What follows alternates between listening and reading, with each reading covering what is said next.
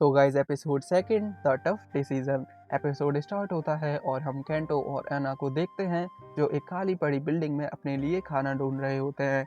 तभी अचानक से केंटो को बिल्डिंग में किसी के होने का एहसास होता है और केंटो चारों तरफ देखने लगता है। और तभी अचानक से एक फिंगर वाला डीमन केंटो के सामने आ जाता है और वो केंटो को पकड़ लेता है, लेकिन एना केंटो को बचा लेती है और वो दोनों वहाँ से भागने लगते हैं। तभी केंटो एना से कहता है हमें उसका रास्ता ब्लॉक करना होगा और एना इस रास्ते में आ रही सारी चीज़ों को स्टोर करने लगती है। और जैसे ही केंटो एना बिल्डिंग से बाहर निकलते हैं, एना स्टोर की हुई सारी चीज़ों से डोर को ब्लॉक कर देती है, जिससे वो डीमन बिल्डिंग में ही बंद हो जाता है और केंटो और एना बच जाते हैं। यही हमें पता चलता है केंटो और एना अब कानागावा सिटी में हैं। इसके बाद केंटो और एना वहाँ से चले जाते हैं और चलते चलते केंटो और एना डीमंस के जोन में एंटर कर जाते हैं। वहीं केंटो और एना एक दूसरी बिल्डिंग में रुकते हैं और रेस्ट करने लगते हैं।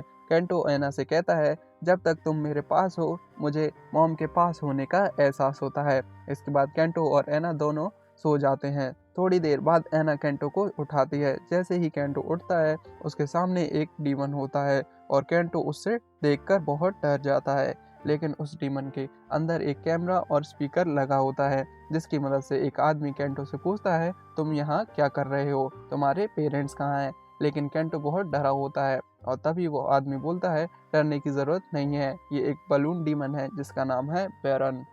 और फिर वो डीमन बाहर जाने लगता है और केंटो उसके पीछे जाता है। तभी वहाँ एक ट्रक आकर रुकता है जिसमें से एक आदमी बाहर आता है और केंटो से कहता है मेरा नाम है ऊरगा और मैं डीमन यूज़र हूँ।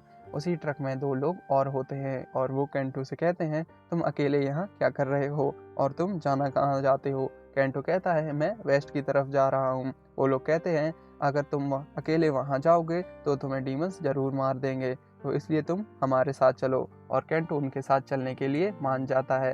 रास्ते में केंटो उनसे पूछता है ट्रक में क्या है। वो लोग बताते हैं ट्रक में फूड और मेडिसिन हैं। तभी रास्ते में उन लोगों के पीछे कुछ डीमंस पड़ जाते हैं, लेकिन ऊरगा बड़े आराम से उनसे पीछा छुड़ा लेता है। इसके बाद वो लोग एक ऐसी जगह पहुंचते हैं जहां सारी चीज़ें हवा में उड़ रही होती हैं और केंटो ये देखकर बहुत हैरान हो जाता है। ट्रक ड्राइवर बताता है यहाँ एक ज़ीरो ग्रेविटी डीमन है जिसकी पावर से ऐसा हो रहा है।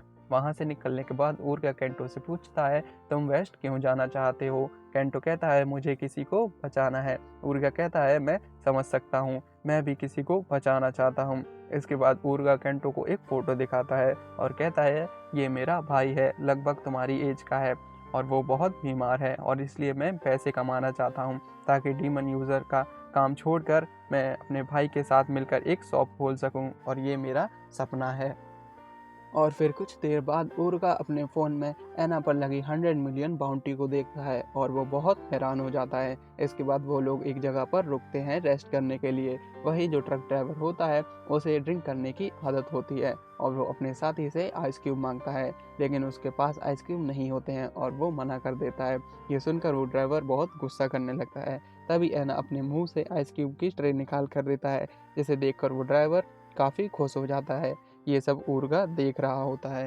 अगले सीन में ड्राइवर टॉयलेट करने जाता है और वहीं ऊर्गा आ जाता है और ड्राइवर को बताता है डीमन यूज़र एसोसिएशन ने एक स्टोरेज डीमन पर 100 मिलियन का रिवॉर्ड रखा है और उन्हें वो चाहिए जिंदा या मुर्दा।